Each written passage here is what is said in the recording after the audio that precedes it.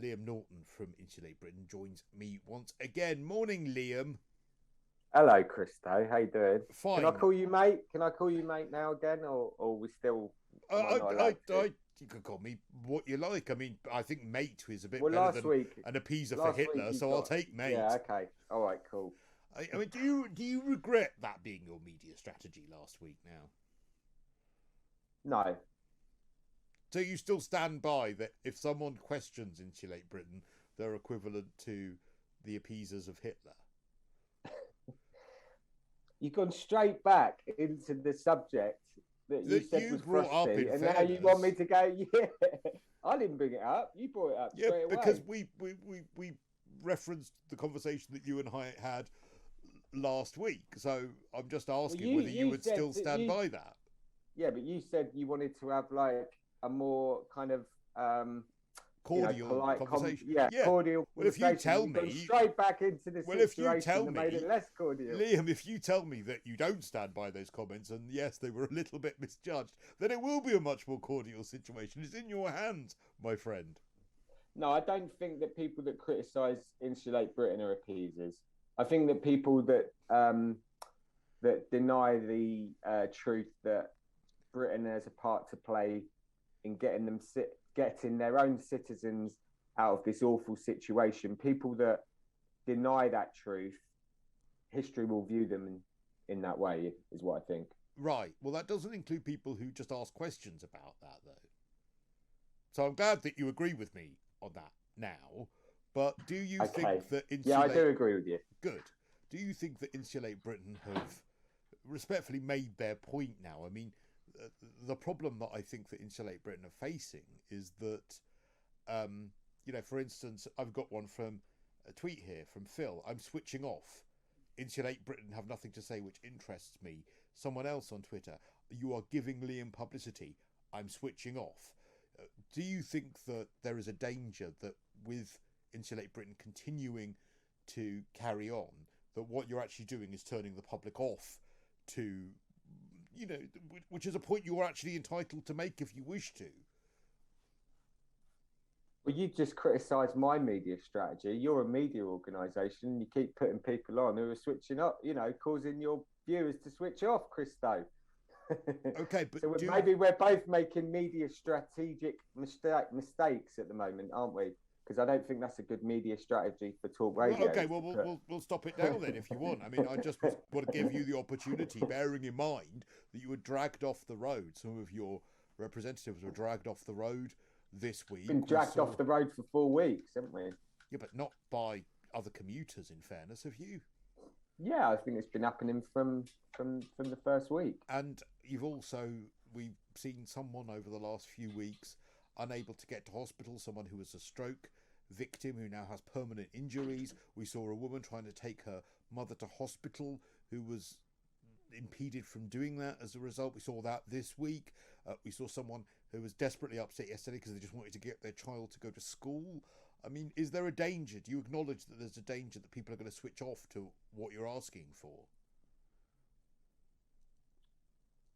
Yeah, I think it's true to say that obviously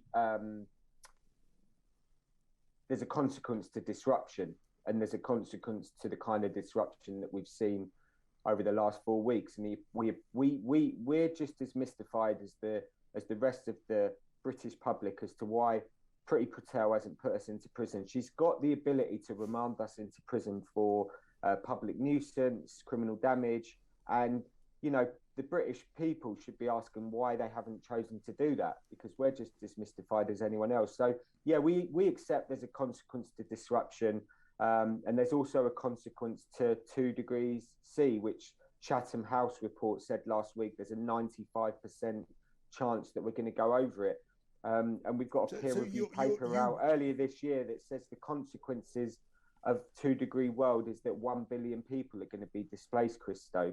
I mean, have you thought for a minute about the consequences of 1 billion people So displaced? do you want to be arrested? It almost says like you want the authorities to clamp down a bit harder on you guys. Christo, I appreciate you want to talk about disruption. That's fine. I'm happy to answer questions, but let's also talk about why this is happening. And I've just said, what are the consequences of 1 billion people being displaced, which is looking like it may happen within the next 10 to 20 years. 1 billion people displaced doesn't happen in a vacuum. Okay, well, look, we're going to come back. There's a consequence to the British people. But then I'm afraid that leads me to the question which got us into this mess last week, because then you should be able to tell me then if all of your policies are implemented by the government and there is a retro insulation of various homes and it becomes cheaper to do so and all of those things that you want, what contribution to the world's carbon emissions will that then make? What reduction to the world's carbon emissions would there be as a result of everything that you're asking for being implemented? Well, I think you knew the figure last week, didn't you? Because you worked it out. Well, no, I think that we do sort of 1.5% of the world's carbon emissions come from the UK. So what reduction in the UK's carbon emissions would that be? So that'll be 15% of the UK, wouldn't it? So then you can work that out, Cristo. You're a clever guy. So it's 0.15%. So that would be 0.15% of the world's emission. I mean, exactly. You worked it out. You knew that already. I reckon you had a researcher that wrote that down for you before you asked me the question. So what you would have then is people who are being hugely disrupted for your cause saying, well, actually, hang on, the most that this cause, even if every single one of your demands is implemented, is going to have on the world's emissions. You talk about 1 billion people being displaced around the world. Well, that's not a huge contribution to the world's emissions changing. Do you see what I mean?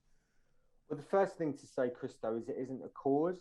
It's about the slaughter and death of millions of people. It's about mass starvation. It's about food shortages. So it isn't a cause. This is where we disagree. Now, we agree on lots of things, don't we? On the government, for instance. I mean, you're quoted as saying about Grant Shapps, please stop reassuring the public. They've learned in the last 18 months to expect the precise opposite. Yeah. That's what you said about Grant Shapps. Absolutely true. And we completely agree with you, Cristo. That's exactly our position with the government, that we're expecting the precise opposite of what they say. Now, as I say, this isn't a cause, this is a physical reality. And I've said to you what the benefits are in terms of insulating Britain. They bring down emissions, which we all agree Britain has a part to play in to do, gives you the best value for money for doing that. Going to provide hundreds of thousands of meaningful jobs, and it's going to stop millions of our citizens living in fuel poverty. All right, we have to just break. We have to break for the news, but we'll come back and I'll give you some more time. So we're going to break for some news headlines, and then if you hang fire, Liam, and I know Russell wants to ask you a question as well, we'll come back. Well, I have to say I'm not particularly popular with you this morning for giving Insulate Britain more airtime. John says, Liam Norton. Liam, we'll bring you back actually from Insulate Britain. Are you there? Yeah, hi. I think we've got you there. I've got a few tweets here. Why do you insist on giving Insulate Britain any more airtime? Says Chris. All they do is spout the same diatribe. They disgust me, along with no doubt millions of others. John says, get this eco plank off air. You're giving Insulate Britain publicity. Nice. John says, tell this useless door-to-door salesman we don't want his insulation. Door-to-door the clown salesman, said nice. We had 10 years left 10 years ago.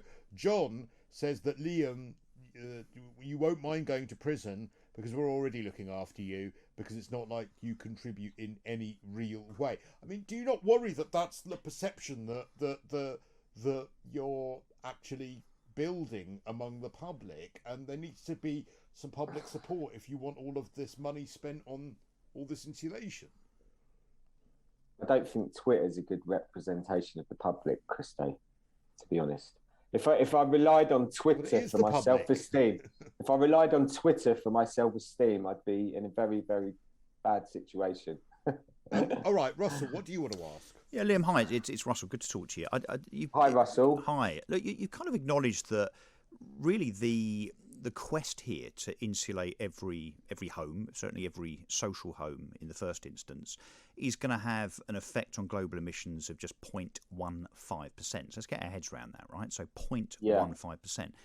Do you know what? Do you know what the? Have you got any idea what the cost of that would be, and therefore who would pay for that cost? Do you know what the cost is? You go to different organisations and you get different figures. But what do you think it is? What do you think the cost of you're looking at insulating hundreds? is? You're looking at hundreds of billions, aren't you? And who pays hundreds for that? Of billions of pounds. And who pays for that?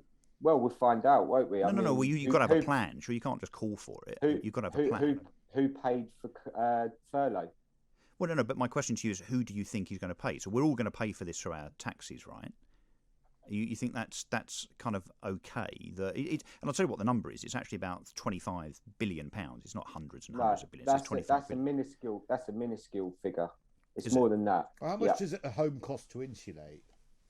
Well, it depends how good a job you do, doesn't it? Well, if it's to the standard by which you would like that home insulated to satisfy what you're asking for, how much would that cost on average? I think it's about, I don't know, 10, 20 grand, 15 grand, something like that. It depends if you put heat pumps in, air source heat pumps. Doesn't sound like you've got any idea, Liam. I'm not a retrofitting expert. Yeah, but you must have an idea if you're calling for a cause to be funded, how much it costs. Okay, so let's talk about GDP. It's going to cost around 5% of GDP, yeah? So That's this is about 0.1. massive amount of yeah, it's huge, GDP, isn't it? But now you're starting to see. But hang on. Now, hang on a minute. No, you've asked me a question. Let me answer it, okay? So we're looking at about 5% of GDP, right? Which is like £1 trillion or whatever. Maybe a little bit less, maybe a little bit more. Now, do you know how much money we spent fighting the Nazis in the Second World War? Do you know what the GDP figure was? Quite obsessed with your Nazi. Well, because it's an existential threat, wasn't it? I mean, I think we're looking probably then at about £135 billion. Then something. I think it's more than that. But you don't even know. How can you be calling for something to be funded when you don't even know how much? I do know how much it's going to be. It's going to be 5% of GDP. No, but in cash terms, it might be 6%. No, Liam, you were asked how much it was going to cost. You don't seem to know in cash terms. Some people say it's 400 billion. Some people say 600 billion. It depends what. So you don't really care. You're calling for it without really any hope of it happening. Actually, in fairness, the GDP of the UK. Well, 2021 is probably not a great year to go by. So let's go 2019, because that was probably the last full year where we didn't have a massive problem. Was about 2.2, I think, trillion pounds. 2.831 trillion. No, that's dollars though. So it's about 2.2 trillion pounds. So we're probably looking at over 100 billion pounds in order to do the kind of insulation generously, perhaps between 150 billion pounds to do the kind of insulation that you are talking about, if it's about 5% of GDP. And a lot of people are going to wonder where on earth you expect that money to come from. The last representative before you I spoke to from Insulate Britain hadn't had a job for 20 years. So a lot of people have this view that, well, we'll all be paying for what you're asking for when none of you have got jobs. What would you say to people who've got that criticism? It doesn't change the physical reality that we're in, that we're looking at an existential crisis, and we're looking at the death and the slaughter of millions of people, and we're looking at the destruction of our country. Now, the thing is like, the reason why I go back to the Second World War, Cristo, is not because to glamorise, anything in particular, but it was the last time the country faced an existential threat, okay? And what the country did is they rolled up their sleeves and got on with it. When they had to borrow money, the country was skint back then, wasn't it? It was skint, but it knew that there was this threat out there. And so it just borrowed the money and sorted out the problem. That's what it did. But who pays back borrowed money? Well, maybe the rich and the elites could start paying it. Maybe, I don't know. Maybe we could sort of like tax them a little bit more. I don't know. Do you know what I mean? But all I'm saying is that this problem has to be dealt with. And you can criticise me for not having an encyclopedic knowledge of all the figures and stuff like that. Because ultimately, what I'm saying is basic knowledge of your subject. Your subject. It's going to cost a few £100 billion. Yeah.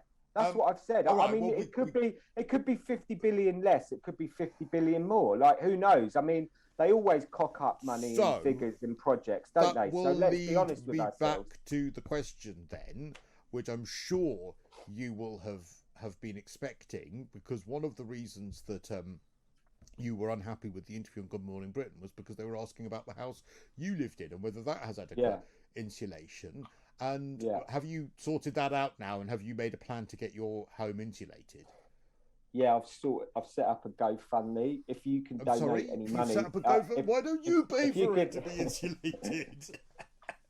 If you could donate any money, why don't you pay? I'd be very appreciative, Cristo. Have you really set up a GoFundMe to have your home insulated? No, I haven't. No. Why? What plan have you made to get your home insulated now? Then? The Insulate Britain was a big conspiracy for me to get my home insulated. No, but seriously, you found me out. Have you got your home in Streatham insulated yet? No. Liam, you can't set up a GoFundMe because you don't know how much it's going to cost. You've already said that. No, I do know how much it's going to cost, yeah. But why haven't you got your home insulated yet? Because I'm a hypocrite. Well, I mean, that is going to be the accusation. I mean, you understand that that's a reasonable accusation for you to ask for something else to be done because it's so urgent, but then you haven't done it where you live yet. Yeah.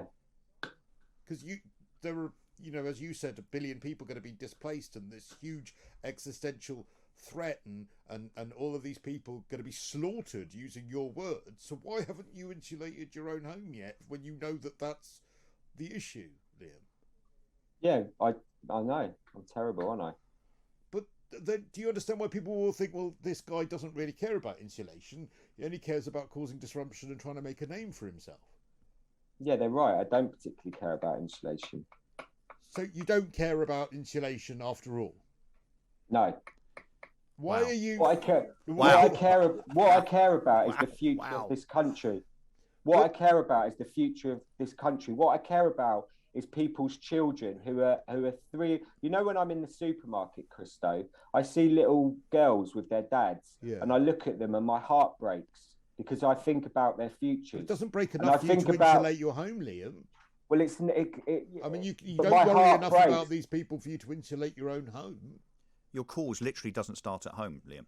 It's not a cause. I've just said to you. All right, whatever you're asking for. And in 10 years' time, you're going to be the biggest hypocrites, because when all this hits the fan, you'll be wishing that you did something. And this is what I'm saying, Cristo. This is where you're veering into the territory of when all this thing happens, when this starts to kick in, all this collapse and stuff, you'll be regretting the position that you're taking. And whether I'm a hypocrite, whether I'm a hypocrite or not, it doesn't change. But do you know what? I'll be doing in 10 years? This country is in the process of being destroyed. But do you know what I'll be doing in 10 years? Because of political corruption. That's why this country's been destroyed. I'll be sitting in my attic room, which is swelteringly hot. Do you know why? Because it is insulated beyond belief. Or my extension, actually. The extension I built downstairs, which had all of the cavity walls and the roof fully insulated